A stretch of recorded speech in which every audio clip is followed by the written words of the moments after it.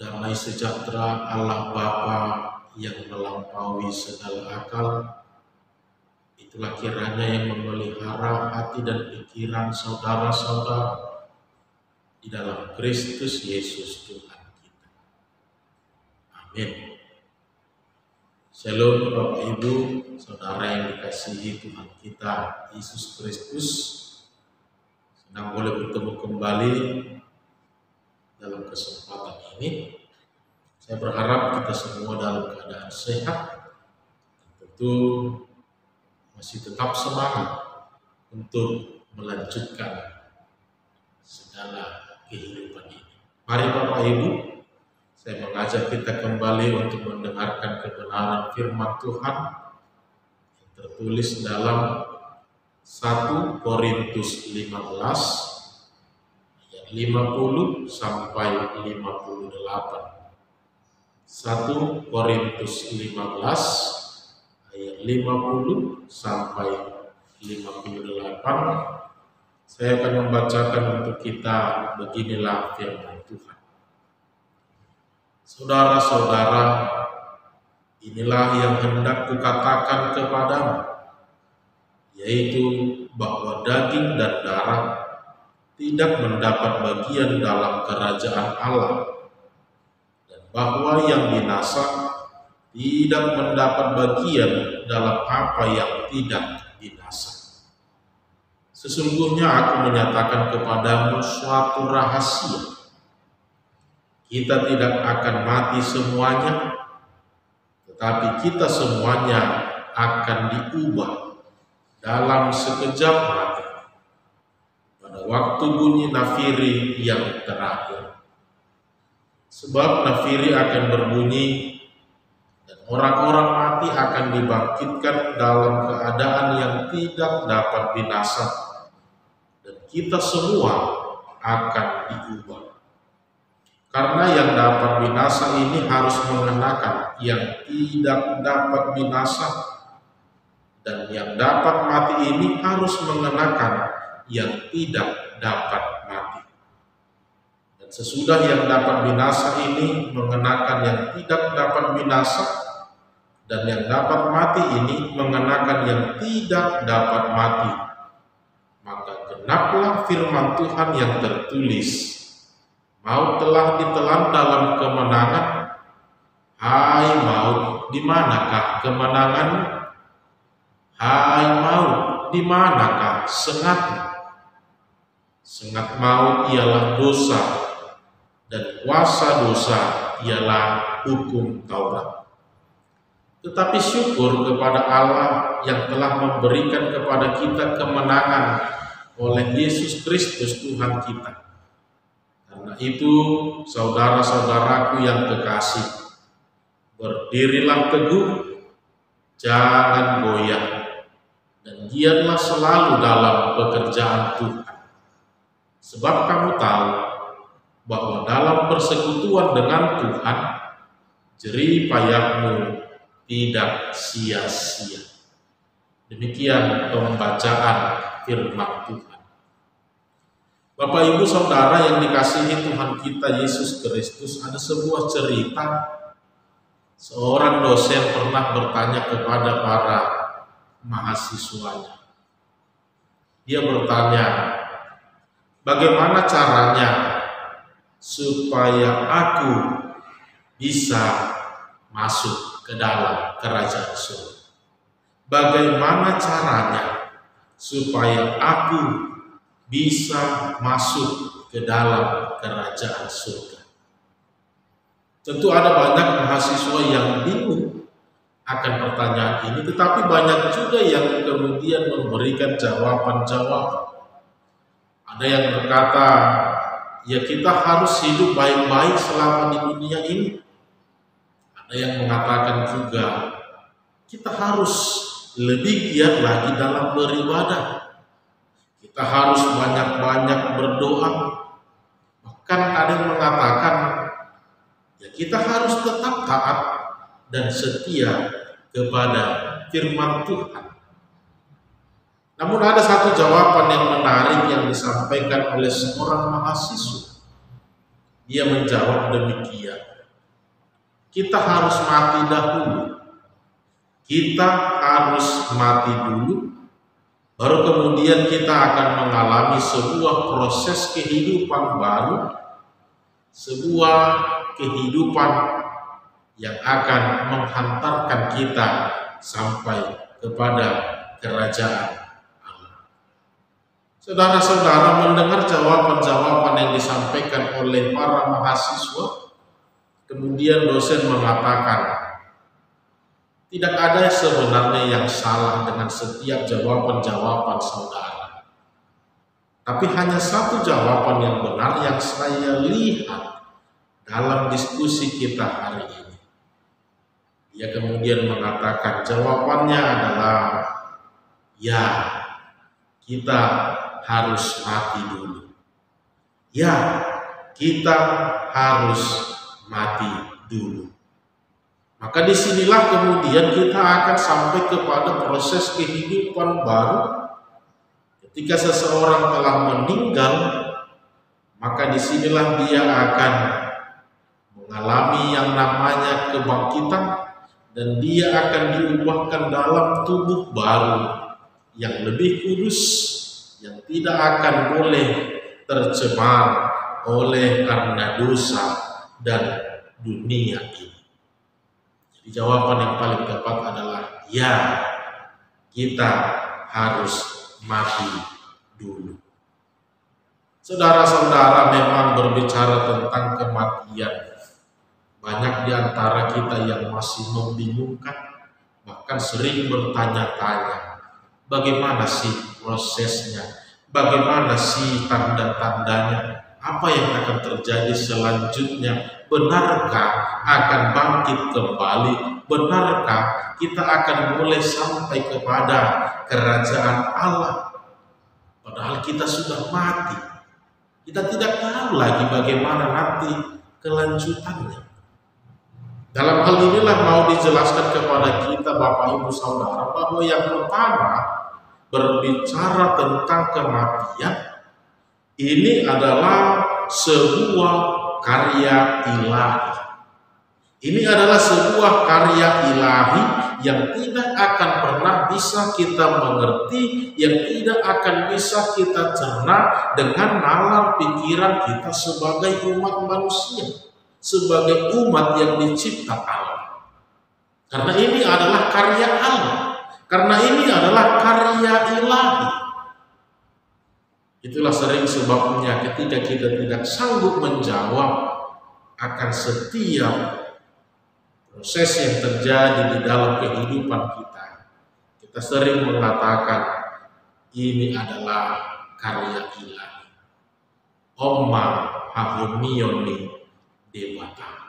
Yang tidak akan pernah bisa kita mengerti, yang tidak akan pernah bisa kita cerna dengan akal dan pikiran kita, karena ini bukan karya manusia, karena ini bukan karya dunia ini, tetapi ini adalah karya ilahi. Dan hanya di dalam iman yang percaya kepada Yesus Kristus, kita akan mampu mengerti tentang kematian tersebut. Saudara-saudara, dalam proses kematian tadilah di mana disinilah akan terjadi sebuah pemisahan antara sesuatu yang fana, sesuatu yang boleh hilang, sesuatu yang tidak kekal, dengan sesuatu yang kudus, sesuatu yang berasal dari Allah yang ada di dalam diri manusia. Roh akan dipisahkan dari tubuh manusia yang berasal dari dunia ini.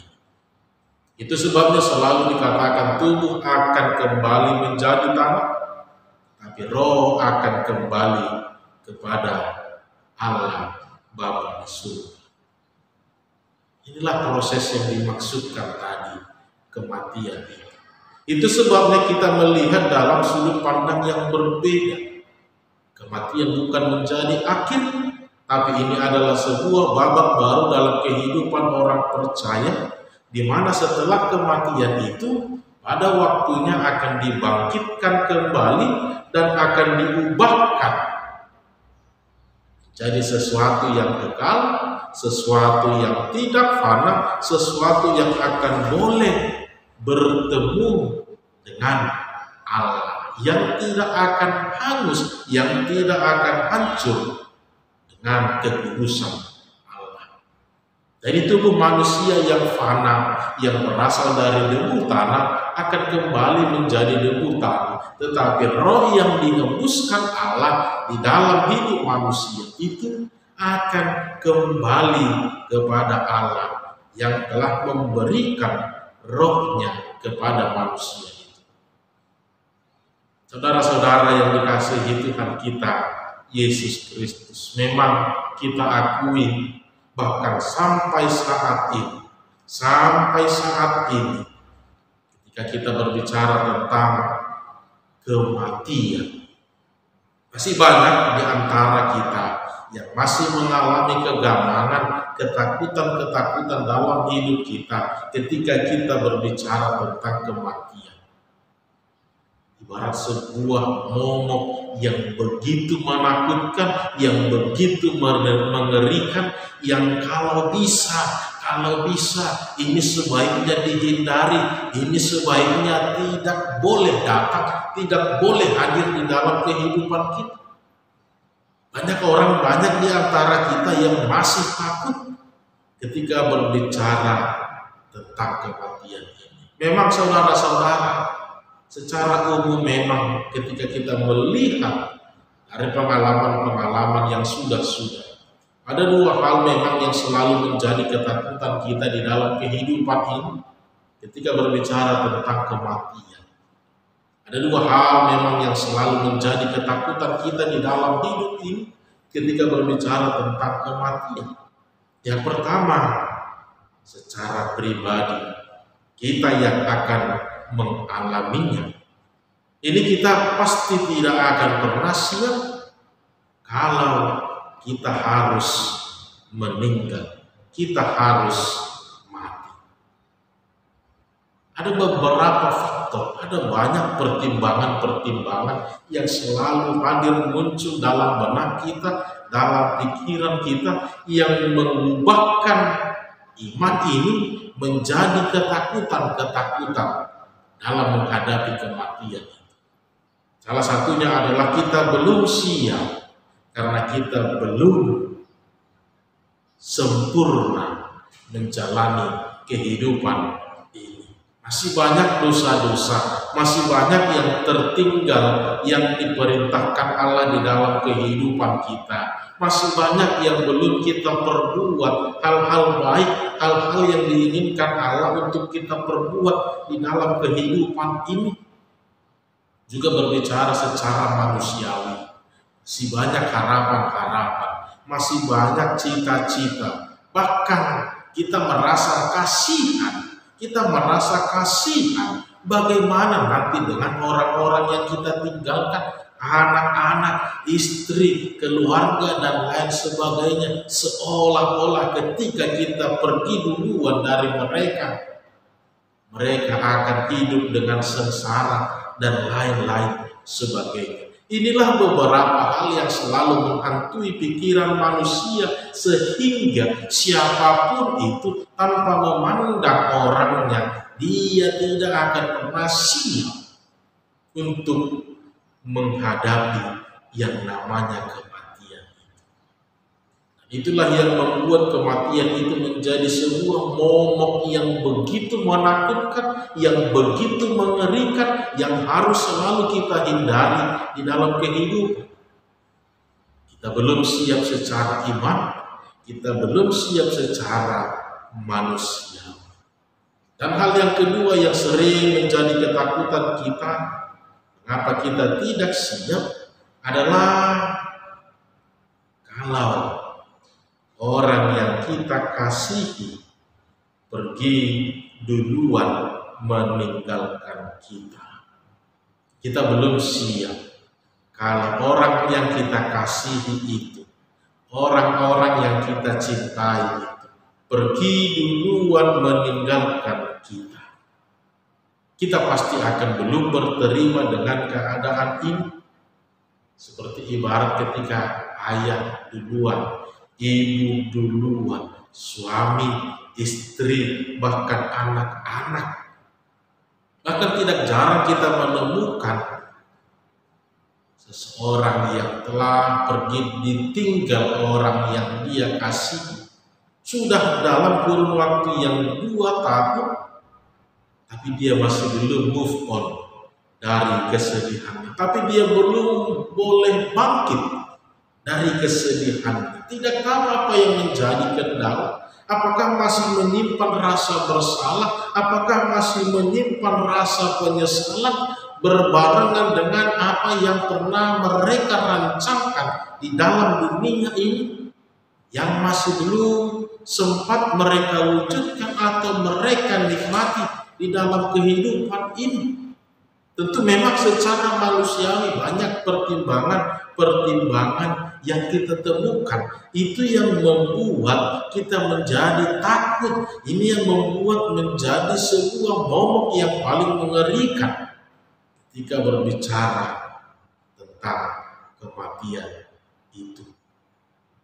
Itulah sebabnya Bapak Ibu Saudara, kematian itu ini bukan karya manusia, ini bukan karya dunia ini, tapi ini adalah karya ilahi, harmonion di Bapa, yang tidak akan pernah bisa diselami oleh manusia, yang tidak akan pernah bisa dimengerti oleh manusia.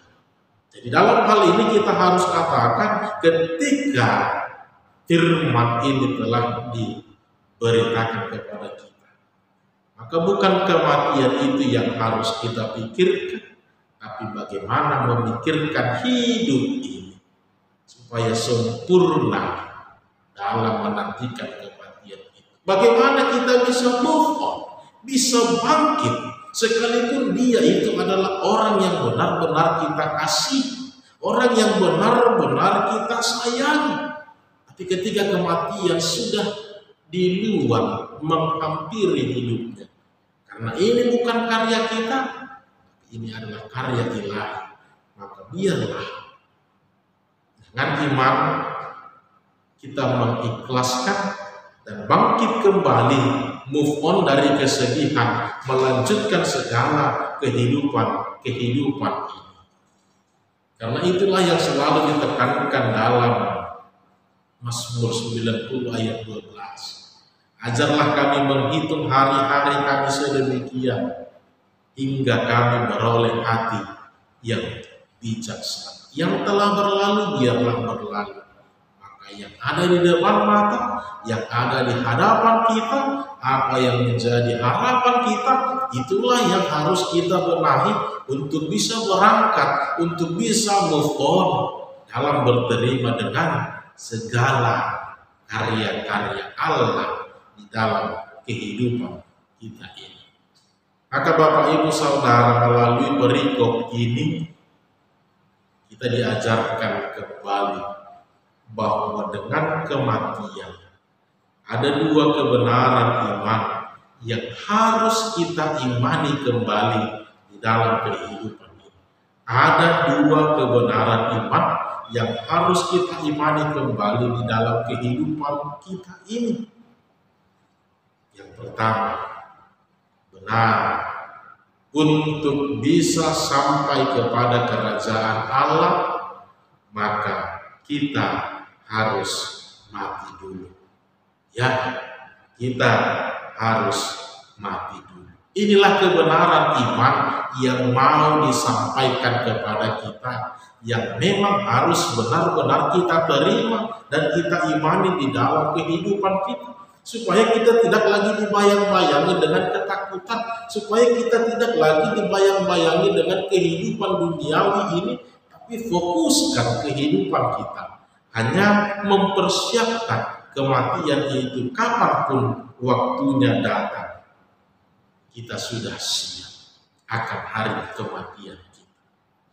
Itulah sebabnya dalam minggu akhir tahun gerejawi ini selalu yang menjadi penekanan adalah memento mori. Ingatlah hari kematian. Ingatlah hari kematian. Memang berbicara waktunya Bapak Ibu Saudara. Tidak ada yang tahu kapan akan datang, kapan akan tiba. Siapapun itu tidak akan pernah bisa menghalangi yang namanya kematian. Siapapun itu tidak akan pernah bisa menghalangi akan datangnya kematian itu. Maka satu-satunya yang harus kita persiapkan adalah menerima kenyataan ini, menerima kebenaran ini, bahwa ya kita memang harus mati dulu. Inilah yang boleh menghantarkan kita untuk boleh sampai kepada kerajaan Allah. Inilah yang boleh menghantarkan kita untuk sampai kepada kerajaan Allah. Inilah kebenaran iman yang pertama. Ya, kita harus mati dulu. Yang kedua, Bapak Ibu Saudara, lanjutan dari kebenaran iman yang pertama yang mengatakan ya, kita memang harus mati dulu, tapi kita akan dibangkitkan kembali. Ya, kita memang harus mati dulu, tapi kita akan dibangkitkan kembali. Kita akan dibangkitkan kembali. Kita melihat bahwa ternyata apa yang kita takutkan selama ini, ketika seseorang sudah meninggal, maka itulah yang menjadi akhir kehidupannya, maka itulah yang menjadi akhir dalam hidupnya, ternyata salah. Karena dengan kematian ini membuka sebuah babak baru dalam proses kehidupan kekekalan yang sesungguhnya, yang kita impikan, yang kita imani di dalam kehidupan kita. Bukan menjadi akhir dari kehidupan ini, tapi ini adalah babak baru dalam kehidupan orang percaya, di mana kita akan dibangkitkan, di mana kita akan diubahkan. Yang fana tadi akan diganti dengan sesuatu yang kekal, yang fana tadi akan diubah dengan sesuatu yang tidak akan binasa. Kita bisa melihat ketika Yesus Kristus hadir dalam rupa manusia. Seharusnya ini bisa menjadi sebuah petunjuk iman bagi kita Bapak Ibu Saudara, bagaimana seharusnya cara kita dalam menjalani kehidupan ini. Terlebih ketika harus dikatakan kepada kita, ya kita memang harus mati dulu, seperti yang telah dinubuatkan kepada Tuhan Yesus, bahwa ia harus mengalami penderitaan, bahwa ia harus mengalami siksa, bahkan ia harus disalibkan, mati, dan dibangkitkan kembali. Kita harus bisa melihat kehidupan Tuhan Yesus yang menjadi petunjuk baru di dalam iman kita, yang menjadi gambaran baru bagaimana ingin mengingatkan kita bahwa demikianlah kiranya gambaran kehidupan umat manusia yang seharusnya kita lakukan dalam memenuhi tugas panggilan kita sebagai orang percaya. Penderitaan harus kita menangkan, kesusahan harus kita menangkan, bahkan kematian. Ini bukan kekalahan, tapi ini sebuah kematian. Ini bukan akhirnya, tapi ini adalah babak baru bagi kehidupan orang-orang yang percaya. Karena maut telah dikalahkan, sengat maut telah dikalahkan di dalam kematian Yesus Kristus. Untuk itu bukan endingnya yang kita lihat, tapi babak baru itu. Bahwa kita akan dibangkitkan kembali, kita akan diubahkan kembali dalam tubuh yang kekal, dalam tubuh yang tidak akan binasa, yang menghantarkan kita sampai kepada kerajaan Allah. Kapan waktunya itu? Ini juga bukan menjadi bahagian kita. Yang pasti kita hanya bisa mempersiapkan hidup kita. Kalaupun dikatakan bunyi sangkakala, bunyi nafiri yang terakhir, ini hanya sebuah pertanda. Ini hanya sebuah pertanda. Tapi kapan itu dibunyikan, kita tidak ada yang tahu. Maka disinilah kemudian akan disempurnakan sukacita orang-orang yang setia, sukacita orang-orang yang memenangkan kehidupan ini di dalam Yesus Kristus. Disinilah akan diubahkan, dimenangkan di dalam iman kita. Maka ketika ditanyakan kepada kita bagaimana kita akan sampai kepada kerajaan surga, yang pertama kita harus mati dulu. Bagaimana kita harus bisa move on, menerima kenyataan, yaitu ingatlah mereka telah memasuki babak baru di dalam kehidupannya, dan Tuhan Yesus Kristuslah yang telah mengantarkan mereka, yang telah bersama-sama dengan mereka di dalam kematian dan kebangkitan Tuhan Yesus Kristus. Untuk itu bukan mereka yang telah pergi duluan yang harus kita tangisi, tapi diri kita inilah, hidup kita inilah yang harus kita renungkan, yang harus kita tangisi, yang harus kita bangun kembali untuk jadi layak sebagai orang-orang yang telah ditebus oleh Allah.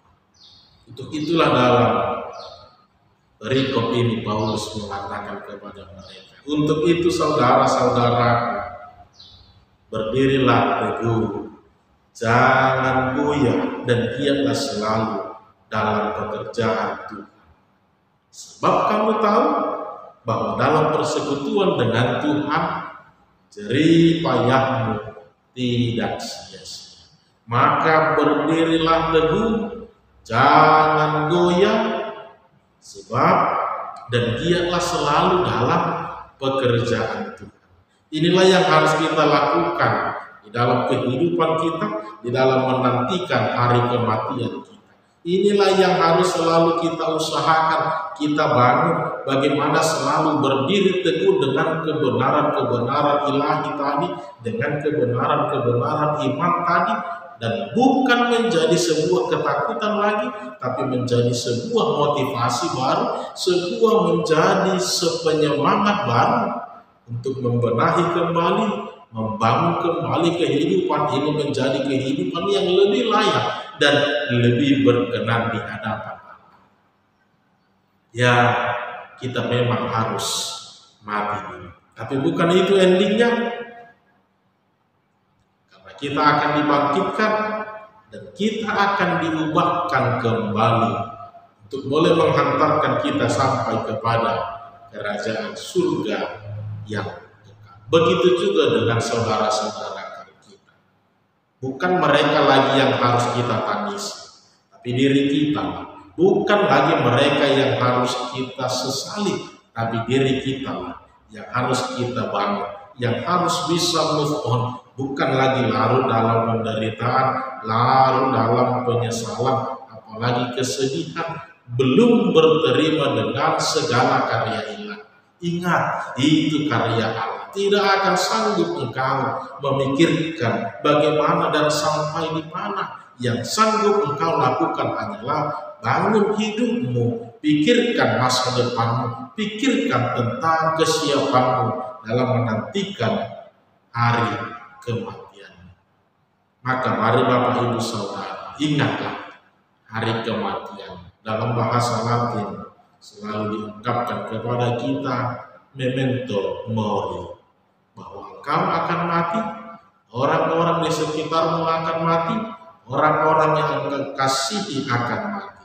Maka terimalah itu sebagai kebenaran iman di dalam karya ilahi, dan terimalah bagaimana Allah selalu memenangkan kehidupan. Tuhan Yesus